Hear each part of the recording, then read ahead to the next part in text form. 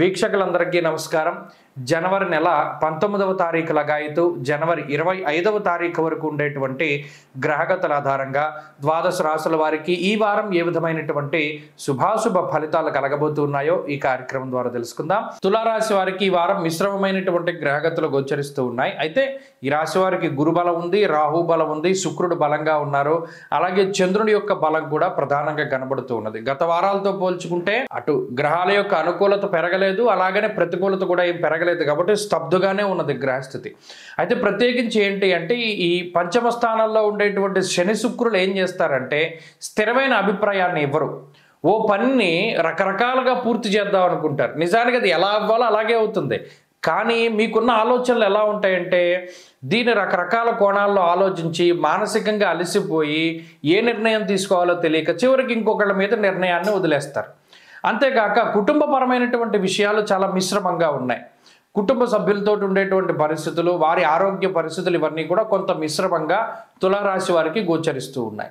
అలాగే తృతీయ స్థానంలో ఉన్నటువంటి బుధుడు కానీ, అలాగే ఈ వారంలో ఉండేటువంటి చంద్రుని యొక్క కలయిక ఏదైతే ఉన్నదో, అంటే బుధ చంద్రులు వారాంతంలో కొంత కలుస్తూ ఉన్నటువంటి తరుణంలో మానసికమైనటువంటి ఫ్లక్చువేషన్స్ ఎక్కువగా వస్తాయి.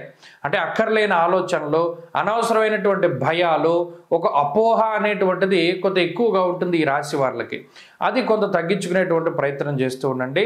అంతేకాక అటు ఆరోగ్యానికి సంబంధించినటువంటి విషయాలు చాలా బాగున్నాయి. ఈ వారంలో ప్రత్యేకించి ఇబ్బందికరమైన పరిస్థితులు ఏమీ లేవు.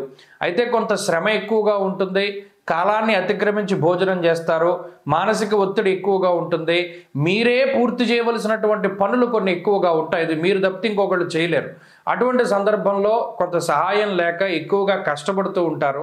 దానివల్ల కూడా కొంత మానసిక శారీరక శ్రమ ఎక్కువగా ఉంటుంది. ఎప్పుడైతే ఈ శ్రమ ఎక్కువగా ఉంటుందో కొంత ఉక్రోషం వస్తూ ఉంటుంది.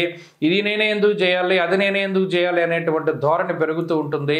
ఉద్యోగ పరిస్థితుల్లో కూడా ఇలా తోటి ఉద్యోగస్తులు ఎవరైతే ఉన్నారో వారితో కూడా చిన్నపాటి వాగ్వివాదాలని, ప్రతిసారి నీ పని నేనే ఎందుకు చేయాలి, ఈ ప్రతిసారి నేను సహాయం చేస్తున్నాను కదా, ఇప్పుడు నువ్వు నాకు సహాయం చేయి అనేటువంటి ధోరణిలో కొంత వాగ్వివాదాలకు సంబంధించినటువంటి విషయాలు కూడా కొంత గోచరిస్తూ ఉన్నాయి. ప్రమాదం కాదు కానీ చిన్నపాటి మాట పట్టింపులు, ఇటువంటి వాటిని కొంత దూరంగా ఉంచడానికి చాలా మౌనంగా మీ పని మీరు చేసుకుంటూ ముందుకు వెళుతూ ఉండండి. మీ పని చేయండి, ప్రతిఫలాన్ని భగవంతుడికి వదిలేసేయండి, కర్మయోగాన్ని అనుసరిస్తూ ముందుకు సాగుతూ ఉండండి, మంచి ఫలితాలు సంప్రాప్తమవుతాయి.